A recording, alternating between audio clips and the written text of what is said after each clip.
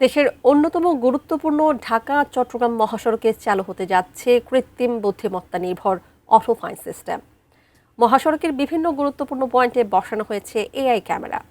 এ বিষয়ে বিস্তারিত জানাতে ঢাকা-চট্টগ্রাম মহাসড়কের মেঘনা টোল প্লাজা থেকে সরাসরি যুক্ত হচ্ছেন নারায়ণগঞ্জ প্রতিনিধি হাসান মজুমদার বাবলু।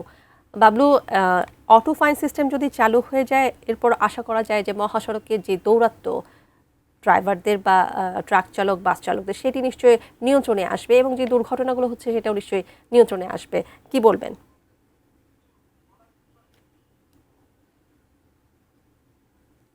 ঢাকা চট্টগ্রাম মহাসড়ক এবং সড়কে কিন্তু এই অটো ফাইন সিস্টেম চালু করছেন হাইওয়ে পুলিশ। আর অন্যতম এই অটো ফাইন সিস্টেম যদি চালু হয়ে যায়, তাহলে এই যে এআই ক্যামেরার মাধ্যমে পুরো মহাসড়কটি নিয়ন্ত্রণ করা হবে। অর্থাৎ প্রায় ঢাকা চট্টগ্রাম মহাসড়কের 500 কিলোমিটার, অর্থাৎ ঢাকা থেকে চট্টগ্রাম 250 কিলোমিটার এবং চট্টগ্রাম থেকে ঢাকা এখানেও 250 কিলোমিটার, টোটালি 500 কিলোমিটার সড়কে কিন্তু এআই ক্যামেরা বসানো হয়েছে প্রায় 1427টি, এবং এই 27টি ক্যামেরা নিয়ন্ত্রণ করা হবে মহাসড়কের মেঘনা টুল প্লাজা। এখানে কন্ট্রোল রুম করা হয়েছে। এই কন্ট্রোল রুমের মাধ্যমে এই যে এআই ক্যামেরাগুলো রয়েছে এগুলোকে কন্ট্রোল করা হবে, এবং এর মাধ্যমে মহাসড়কের যে বিশৃঙ্খলা, অর্থাৎ সড়কে গাড়ির গতি এবং সড়কে বিভিন্ন উল্টো পথে গাড়ি চলাচল, পাশাপাশি সড়কে ছিনতাই, চাঁদাবাজি এবং ডাকাতি, বেশ যেই অপরাধ প্রবণতাগুলো রয়েছে সেগুলো ঠেকাতে, সেগুলো দূর করতে কিন্তু এই সিসি ক্যামেরাগুলো কাজ করবে। এবং এই ক্যামেরাগুলোর মাধ্যমে কিন্তু এই পুরো সড়কটিকে আসলে